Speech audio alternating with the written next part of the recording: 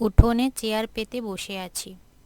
এত রাতে ঠান্ডার মধ্যে উঠোনে বসে গল্পই করছি। সামনের চেয়ারে আমার দিদির বর বসে আছেন, পাশে আরও কয়েকজন বসে আছে। দুজনের গল্প খুব দমে চলছে। আমি বাধ্য হয়েই তাদের গল্প শুনছি। এছাড়া আমার কাছে আর কোনো অপশানও নেই। এই সময় আমার লেপের নিচে শুয়ে থাকার কথা, বউ না থাকায় কোলবালিশ জড়িয়ে ধরে ঘুমানোর কথা। কখনো কোলবালিশ নিচে পড়ে গেল, টেনে আবার জড়িয়ে নেব, কিন্তু আজ সেরকম কিছুই করতে হবে না। কোলবালিশের পরিবর্তে আজ আমি বউ পেয়েছি। তাকে আনার পরে আরেক ঝামেলায় পড়েছি। সবাই নতুন বউ দেখার জন্য আমার ঘর জুড়েই বসে আছে। আমি বেচারা বাইরে বসে দুজনের গল্প শুনছি। কি শালাবাবু, ঠান্ডা লাগছে?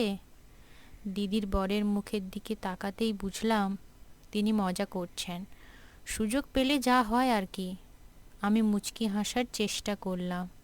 না না, ঠিক আছে, আর তো কিছুক্ষণ, তারপরে ঠান্ডা লাগার বদলে গরম লাগবে। চুপ করে বসে থাকলাম। ওনারা দুজন বলেই হাসতে থাকলো। পাশের জন বেশ মজা পাচ্ছে মনে হয়। উনি আভার জামাইবাবু।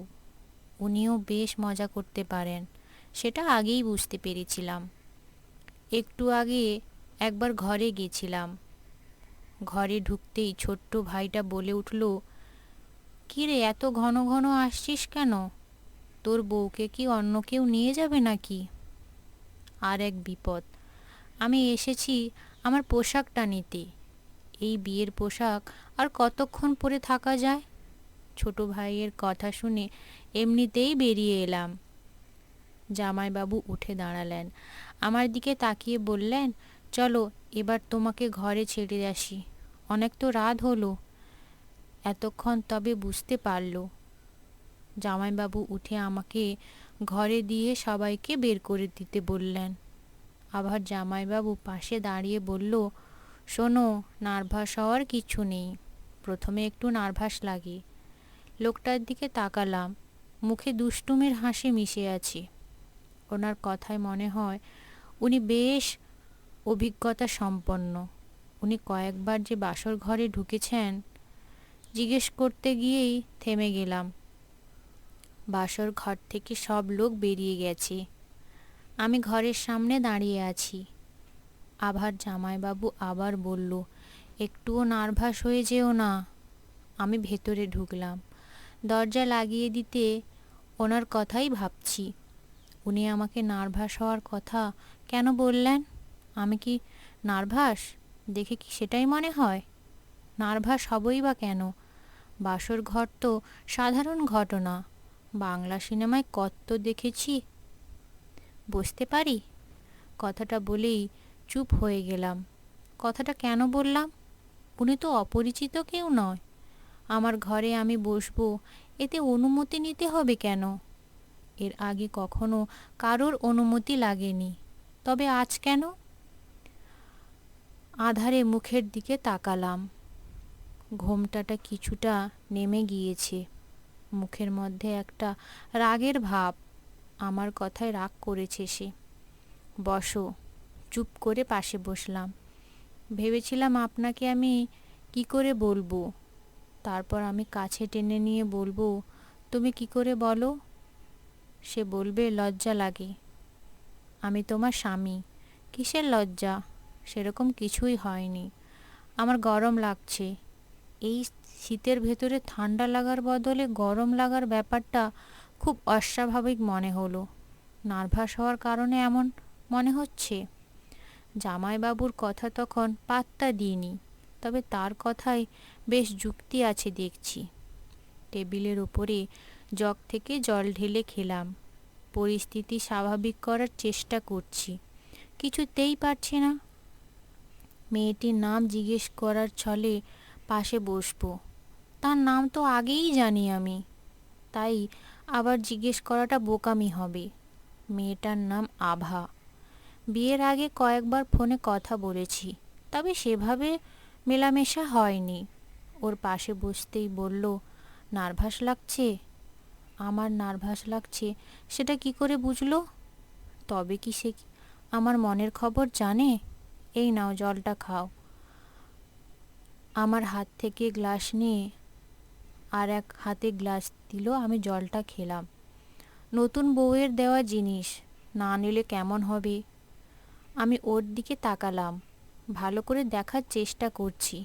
টানা টানা চোখ দুটো কাজল দিয়ে আরও বেশি সুন্দর লাগছে। ওই চোখের মাঝে নিজেকে হারাতেও কারো দ্বিধা থাকবে না। মুখের দিকে তাকিয়ে আছি কিছুক্ষণ। মুখের দিকে তাকিয়ে কিছু বলার ভাষাই হারিয়ে ফেলেছি। এতক্ষণে নার্ভাস ভাবটা কেটে গিয়েছে। এক মুহূর্তে মেয়েটিকে খুব আপন লাগছে। আভা মুচকি হেসে বলল, এইভাবেই থাকবে নাকি চেঞ্জ করে নেবে? তুমি চেঞ্জ করে নাও, আমি পরে করছি। ঠিক আছে। আমি বিছানায় বসেই আছি। ঘরটা খুব সুন্দর করে সাজিয়েছে। এর জন্য আমার ভাগ্নেদের অবদানই বেশি।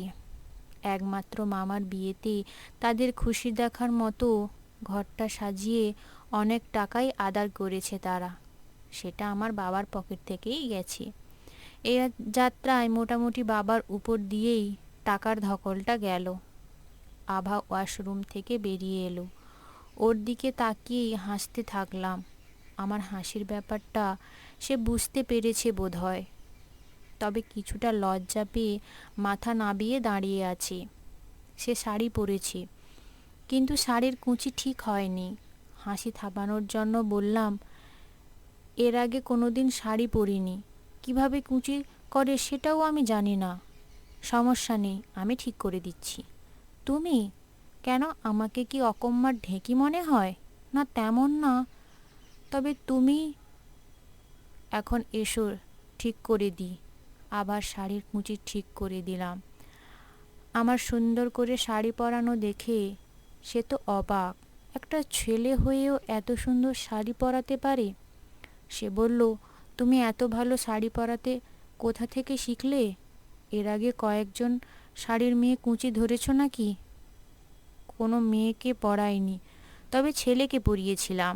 মানে, কলেজ থাকা অবস্থায় আমরা নাটক করেছিলাম। তখন আমার এক বন্ধুকে সাজানোর জন্যই শিখেছিলাম। এখন থেকে তাহলে তুমি আমার শাড়ি ঠিক করে দেবে। আচ্ছা, তবে পাড়াতে গিয়ে দুষ্টুমি করবে না। তোমার মুখে দুষ্টুমির হাসি। আমি ওর হাসি দেখতে দেখতে ওয়াশরুমে চেঞ্জ করতে ঢুকে গেলাম। ওয়াশরুম থেকে বেরিয়ে দেখলাম আভা চুপ করে বিছানার উপর বসে আছে। দুজনকার মাঝে জড়তা নেই। মনে হয় আমরা জনম জনম ধরে দুজন দুজনকে চিনি। আমিও বিছানায় উঠে বসলাম। আমার দিকে তাকিয়ে বলল, আমার ঘুম পাচ্ছে, ঘুমাবো। আচ্ছা, ঘুমাও। আমার কথা আবার কিছুটা মন খারাপও হয়ে গেল। সে ভাবেনি আমি এত সহজে ঘুমাতে বলবো।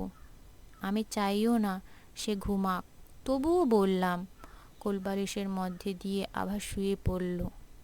এমন কাজ দেখে কিছুটা অবাক হলাম। বিয়ের পরেও আমাকে কোলবালিশ নিয়ে ঘুমাতে হবে? ওর দিকে তাকিয়ে বললাম, কোলবালিশটা দিলে কেন? সে অভিমানী সুরে বলল, তুমি যাতে আমাকে ছুঁতে না পারো। চুপ হয়ে গেলাম আমি।